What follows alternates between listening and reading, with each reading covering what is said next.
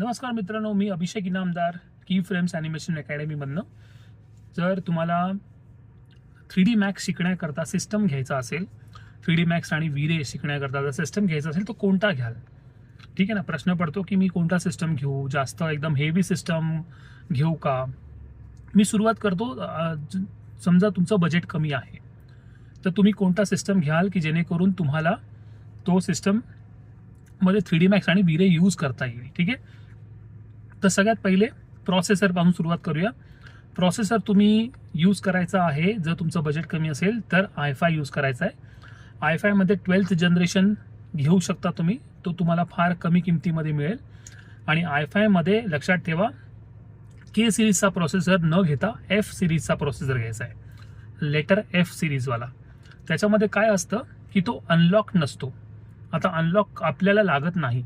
जे 3D max आणि विरेमध्ये render करतात ते काय अनलॉक करून आपण काय रेंडरिंग यूज करत नाही, त्यामुळे तो आपल्यासाठी वेस्ट ऑफ मनी आहे. तर तुम्ही जर एफवाला जर हे घेतलात, प्रोसेसर घेतलात, तर तुम्हाला त्याच थोडीसा मदरबोर्ड घ्यावा लागतो. म्हणजे मदरबोर्ड पण तुम्हाला कसा असतो, जर 12th जनरेशन आहे तर त्यात आसूसचा मदरबोर्ड जर तुम्ही घेतला तो साधारणपणे तुम्हाला एक 7,000 हजारापर्यंत चांगला मदरबोर्ड येतो. त्याच्यानंतर तुम्हाला रॅम कोणता घ्यायचा आहे? रॅम कोणताही कंपनीचा घ्या, किंगस्टनचा घ्या, कॉर्सेरचा घ्या, कोणताही घ्या, पण 16 GB घ्या. म्हणजे 8 GB घेऊ नका, 16 GB घ्या. मी मानतो की आता रॅमचे कॉस्ट खूप वाढलेले आहेत, पण आपल्याकडे पर्याय नाही आहे, आपल्याला रॅम घ्यावाच लागेल, कारण की हे CPU बेस्ड रेंडरिंग असतं. तर म्हणून तुम्ही 16 GB तरी ॲटलिस्ट घ्या. ठीक आहे.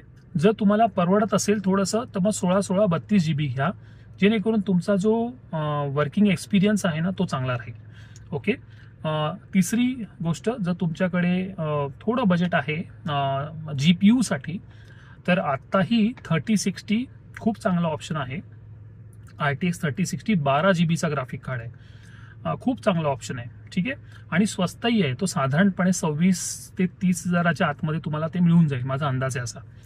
आणि त्याच्यानंतर काय, पॉवर सप्लाय, तुम्हाला 12 GB चं ग्राफिक कार्ड घेतलंय, i5 प्रोसेसर घेतलाय, तर साधारणपणे तुम्हाला 750 वॅटचा पॉवर सप्लाय लागेल. ठीक आहे.